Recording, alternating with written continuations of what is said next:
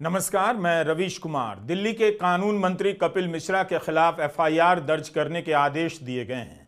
दिल्ली के Rouse Avenue court के अतिरिक्त मुख्य न्यायिक मजिस्ट्रेट वैभव चौरसिया ने अपने आदेश में कहा है कि मोहम्मद इलियास की याचिका में जिन घटनाओं का ब्यौरा दिया गया है उनमें से एक के संबंध में कपिल मिश्रा के खिलाफ संज्ञेय अपराध पाया गया है।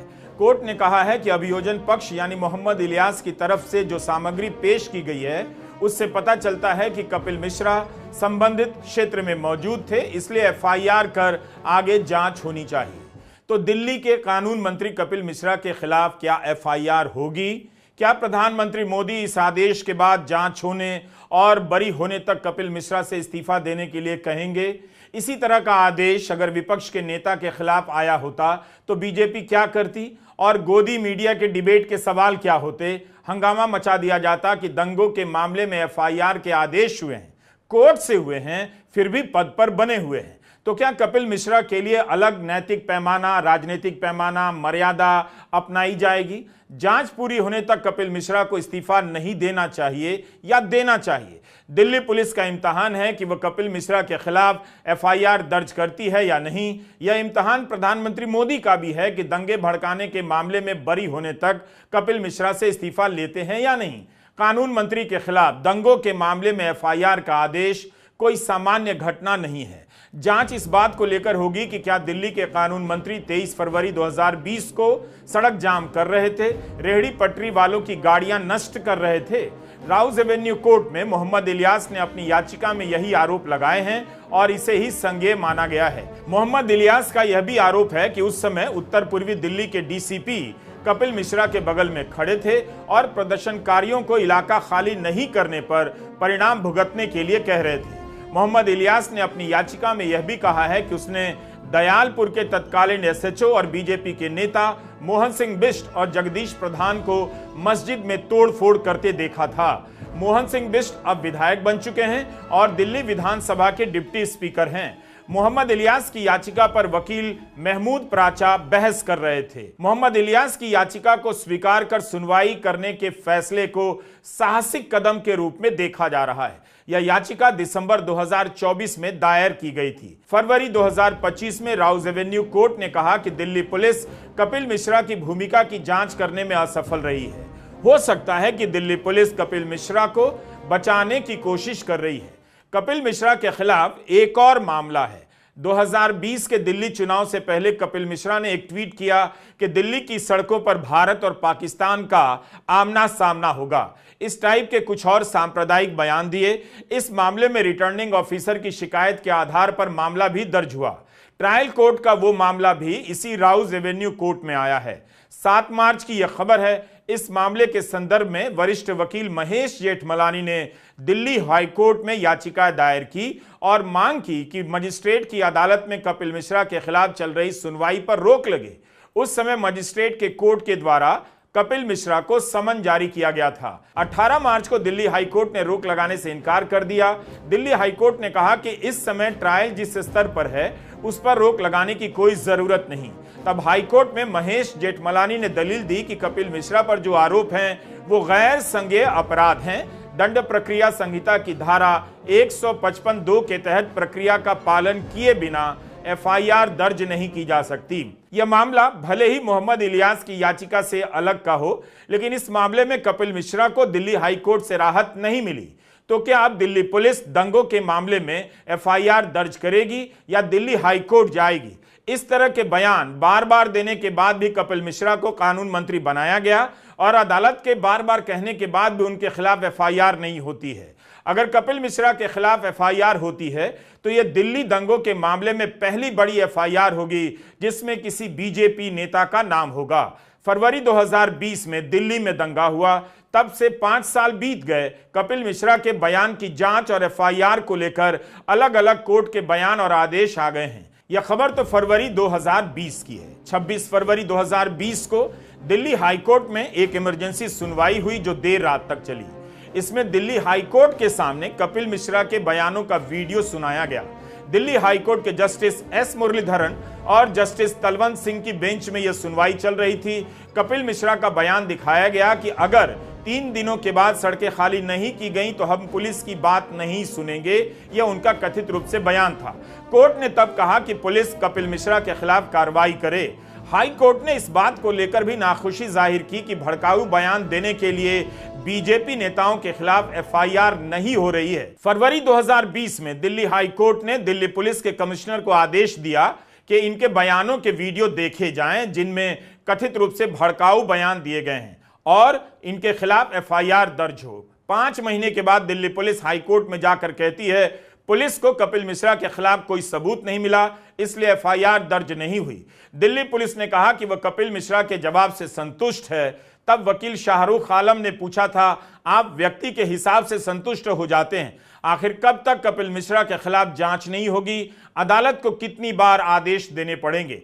इस दौरान कपिल मिश्रा चुनाव जीतकर विधायक बन जाते हैं और दिल्ली के कानून मंत्री बना दिए जाते हैं। बीजेपी और मोदी सरकार कपिल मिश्रा को कानून मंत्री बनाकर अदालत को क्या संदेश देना चाहती है? ये कब हुआ, कहां हुआ कि कानून मंत्री के खिलाफ कोर्ट जांच से लेकर एफआईआर की बात कर रहा है, आदेश दे रहा है और एफआईआर दर्ज नहीं हो रही है? 5 साल बीत गए। आपके स्क्रीन पर 2 हेडलाइन है। पहली हेडलाइन 1 अप्रैल 2025 की है कि दिल्ली दंगों के मामले में दिल्ली के कानून मंत्री कपिल मिश्रा के खिलाफ जांच हो, एफआईआर हो। मार्च 2022 की यह खबर देखिए, बीजेपी के सांसद अनुराग ठाकुर के गोली मारने के भड़काऊ नारे के मामले में सुनवाई के दौरान दिल्ली हाईकोर्ट के जस्टिस चंद्रधारी सिंह ने कहा कि अगर आप मुस्कुराते हुए कुछ कहते हैं तो इसमें कुछ आपराधिक नहीं है। अनुराग ठाकुर और परवेश वर्मा के खिलाफ एफआईआर करने की याचिका पर सुनवाई होती रही है, मगर आज तक एफआईआर नहीं हुई। 3 नेताओं के खिलाफ एफआईआर दर्ज नहीं हो पा रही है। कभी लोअर कोर्ट तो कभी हाई कोर्ट में सुनवाई और आदेश जारी हो रहे हैं। दिल्ली पुलिस ने कोर्ट में कहा है कि कपिल मिश्रा को फंसाया जा रहा है, यानी दिल्ली पुलिस मानती है कि वे निर्दोष हैं। उसी दिल्ली पुलिस को दिल्ली की एक अदालत ने कहा है कि एफआईआर कीजिए, इनकी भूमिका की जांच कीजिए। 5 मार्च को दिल्ली पुलिस ने राउज एवेन्यू कोर्ट में कहा कपिल मिश्रा को इस मामले में फंसाया जा रहा है और 2020 के दंगों में उनकी कोई भूमिका नहीं। एक राज्य के कानून मंत्री के खिलाफ दंगों में भूमिका का सवाल कोर्ट के सामने हो, क्या कपिल मिश्रा को कानून मंत्री बनाया जाना चाहिए था? 5 साल गुजर गए। भारत की न्यायपालिका और कार्यपालिका अजीब मोड़ पर है। कानून मंत्री के खिलाफ दिल्ली पुलिस एफआईआर नहीं कर रही है, वह भी तब जब दिल्ली पुलिस देश के गृह मंत्री को रिपोर्ट करती है, कानून मंत्री को नहीं। दिल्ली पुलिस कहती है कपिल मिश्रा को फंसाया जा रहा है, लेकिन इसी दिल्ली पुलिस पर तमाम आरोप लगे हैं कि वह दूसरों को फंसाने में लगी हुई है और फंसाते हुए पकड़ी भी गई है। दिल्ली दंगों के मामले में 180 से अधिक लोगों को बेगुनाह पाया गया है। 31 मार्च को दिल्ली के एडिशनल सेशन जज ने लोकेश सोलंकी समेत 12 लोगों को आमीन और भूरे अली की हत्या के मामले में बरी कर दिया। कोर्ट ने पाया कि इनके खिलाफ ऐसा कोई सबूत नहीं मिला जिससे यह साबित हो सके कि ये आरोपी भीड़ का हिस्सा थे। 3 जनवरी की आर्टिकल 14 की खबर है। 28 फरवरी 2020 को दिल्ली पुलिस ने मुस्लिम समुदाय के 6 लोगों के खिलाफ दंगा करने के आरोप के तहत मामला दर्ज किया। 4 साल बाद इन सभी को कोर्ट ने बेगुनाह पाया। कोर्ट ने कहा कि इनके खिलाफ एक भी सबूत नहीं है, फिर भी दिल्ली पुलिस ने इनकी जिंदगी के 4 साल बर्बाद कर दिए, उनकी नौकरियां छीन ली और समाज में उनकी छवि खराब कर दी। दिल्ली दंगों की जांच में दिल्ली पुलिस खुद भी जांच के घेरे में है। 2020 में दिल्ली पुलिस 4 नौजवानों को राष्ट्रगान गाने के लिए मजबूर करती है, उनकी पिटाई करती है। उन चारों की इतनी पिटाई होती है कि उनमें से एक फैजान की 2 दिनों के बाद मौत हो जाती है। उस घटना का वीडियो वायरल हुआ, कई चैनलों पर चलाया भी गया, लेकिन जब दिल्ली पुलिस से थाने के सीसीटीवी फुटेज की मांग की गई तो पुलिस ने कोर्ट से कह दिया सीसीटीवी कैमरा खराब था। न्यूज लॉन्ड्री की सुमेधा मित्तल के अनुसार उस दिन के ड्यूटी चार्ट मौजूद हैं, तब भी आज तक किसी पर आरोप तय नहीं हुआ।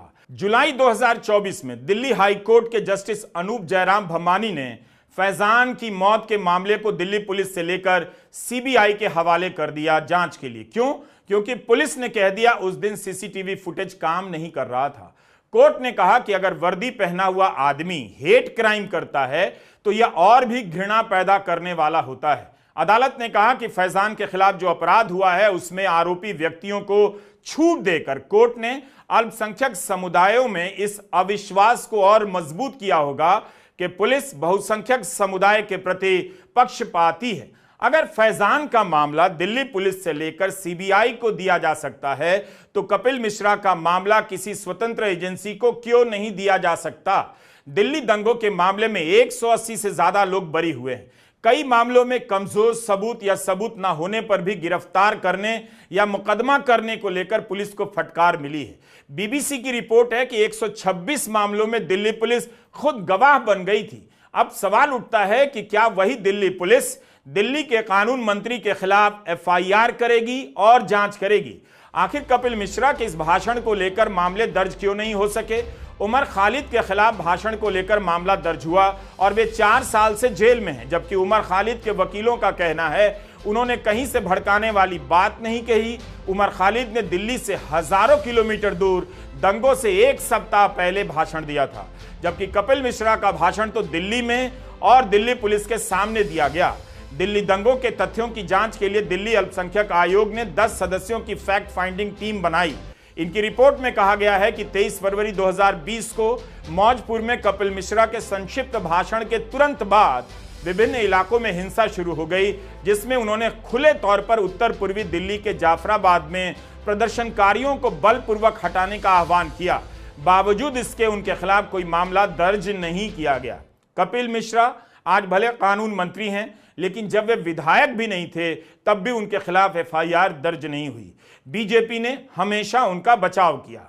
अब जब एफआईआर के आदेश जारी कर दिए गए हैं, क्या कपिल मिश्रा का कद और बढ़ा दिया जाएगा या उनसे इस्तीफा लिया जाएगा, या तुरंत कांग्रेस के समय के उदाहरण निकालकर लाए जाएंगे कि कब कब कोर्ट के एफआईआर के आदेश के बाद कांग्रेस के किस किस मंत्री ने इस्तीफा नहीं दिया? इसलिए कपिल मिश्रा इस्तीफा नहीं देंगे। यहां दंगों में कथित रूप से भड़काऊ भाषण देने के मामले में या तोड़फोड़ करने के समय मौजूद रहने के मामले में एफआईआर करने के लिए 5 साल से केस मुकदमा चल रहा है और भारत ऐसे ही चला जा रहा है। नमस्कार, मैं रवीश कुमार।